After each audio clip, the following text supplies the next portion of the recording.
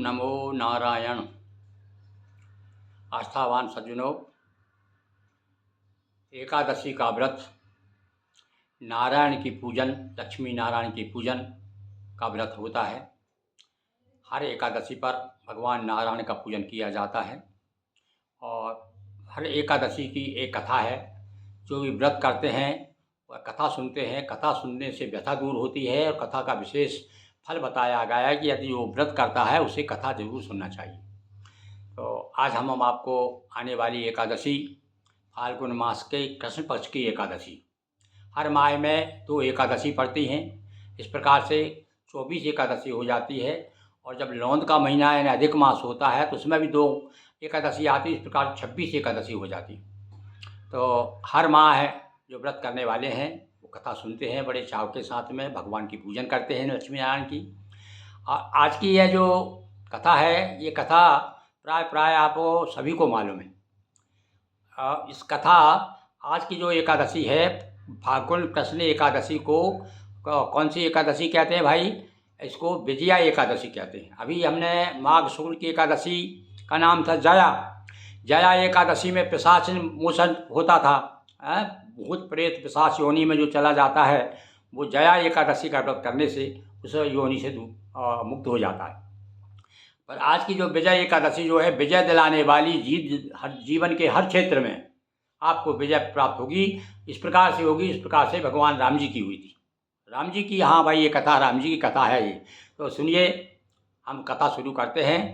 भगवान श्री कृष्ण से युधिष्ठिर ने फिर पूछा कि महाराज, ये फाल्गुन कृष्ण की एकादशी कौन सी एकादशी होती है, इसका क्या फल है, उसका कोई इसका नाम क्या है और उसकी कथा सुनाने की कृपा करें।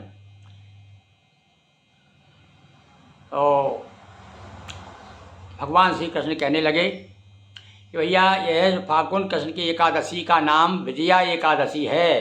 ये विजय देने वाली, सर्वत्र जीवन में विजय देने वाली एकादशी है। अच्छा सुनो, इसकी कथा भी सुन लो। त्रेता युग में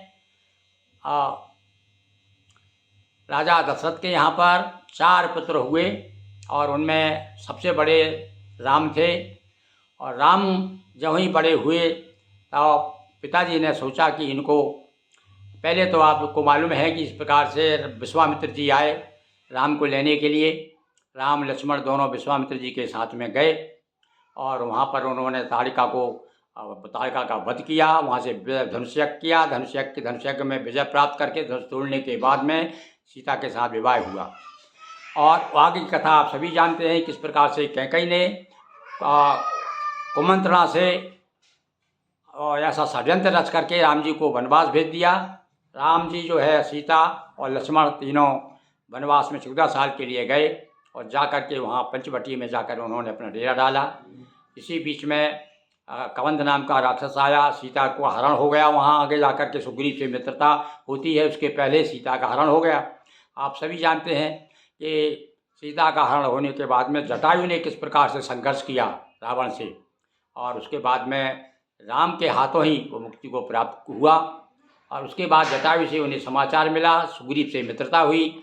सुग्रीव से मित्रता होने के बाद में जब उनको पता चला कि भाई हमारी पत्नी लंका के राज्य में चली गई है, रावण हरण करके ले गया है, तो भगवान राम ने बांदरों की, सुग्रीव की सहायता लेकर के दर्दबाली का वध किया, सुग्रीव से मित्रता की और साथ में लेकर के समुद्र के तट पहुंच गए सारे बानर लोग। सीता का पता राम, आप सभी जानते हैं कि हनुमान जी गए और हनुमान जी ने जाकर समाचार ला के दिया कि सीता जी अशोक वाटिका में। तब समुद्र के किनारे अब कथा शुरू होती है। समुद्र के किनारे राम जी हैं और दोनों भाई आपस में चर्चा कर रहे हैं। लक्ष्मण से पूछते हैं राम जी कि भाई, हाँ भैया क्या कर रहे हैं? देखो अभी इधर था है, समुद्र सामने है और अपने को लंका पर विजय प्राप्त करना है, कोई ऐसा उपाय बताओ। तो जो उपाय जिसने बताया, कुछ लोगों ने बताया कि भैया आपको जो है भगवान शिव की उपासना करें, आप शिव जी की स्थापना करिए, वो भी की उन्होंने।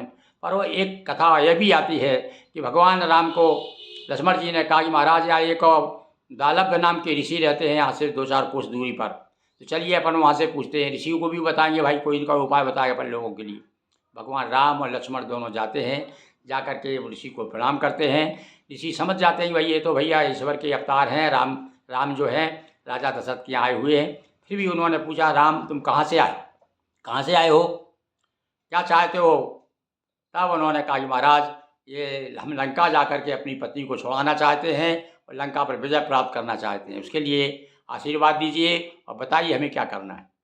तब दानव ऋषि ने बताया कि अरे राम सुनो सुनो सुनो, अभी देखो ये आगे फागुन कृष्ण पक्ष की एकादशी आ रही है। हाँ, ये एकादशी का नाम ही विजया एकादशी है। इस एकादशी पे जो भी व्रत करता है उसे सफलता प्राप्त होती है। उन्हें पूरा और सुन लो आपको करना क्या है बोले। तो राम जी ने पूछा कि महाराज ये एकादशी व्रत का विधान बता दो, आप कैसे करें। तो बोले सुनो, दशमी के दिन एक काम करना, आप स्नान ध्यान करके और एक शाम को एक कलश तैयार करना और अष्टदल कमल पे उसको कलश को आटा से या चौक पूर करके उस पर विराजमान करना और उसमें सप्तधान रखना गाय में कलश के अंदर, और उसके ऊपर जौ रखना, एक नारियल रखना और ऐसा कलश रख करके और उस कलश की पूजन दूसरे दिन जो है एकादशी को व्रत करना उपवास करके और उसका आप जो है पूजन करें। और पूजन करने के बाद किसी शुभ पात्र को, ब्राह्मण को उस कलश को आपको दान करना है और एकादशी का व्रत करना है, तो निश्चित रूप से आपकी सर्वत्र विजय होगी। तो ऐसा भैया ये विजया एकादशी का व्रत है। और बाद में भगवान राम ने फिर इस व्रत को किया। इसके करने से आप सभी जानते हैं कि कितना भयंकर युद्ध हुआ 18 दिन तक, और उस युद्ध में जो है रावण का वध करके राम जी अपने पत्नी सीता जी को लेकर के आ गए। तो इस प्रकार से राम जी की विजय प्राप्त हुई। और इस विजय के कारण, इस विजय को देखते हुए विजया एकादशी का प्रभाव ही हमारे ऊपर भी पड़ा भाई। हमने श्री राम विजय चालीसा तैयार किया है एक, उसमें पूरा वर्णन जो आप कथा सुनाई, मैं संक्षिप्त में कथा सुनाई। राम जी कथा बड़ी है भाई, पूरी रामायण लिख दी तुलसीदास जी ने। तो हमने वो संक्षिप्त में 40 चौपाई में राम विजय चालीसा तैयार किया है। हमारे इस चैनल पे आप राम विजय चालीसा नाम से ढूंढ सकते हैं, और इस दिन एकादशी को उसका भी आप लोग पारायण करें, तो निश्चित रूप से भगवान राम की, भगवान नारायण की और एकादशी मैया की आपके ऊपर कृपा होगी। तो ऐसे ही भैया विजया एकादशी है, इसका जो भी व्रत करता है उसे जीवन में सर्वत्र विजय प्राप्त होती है। ओम नमो नारायण।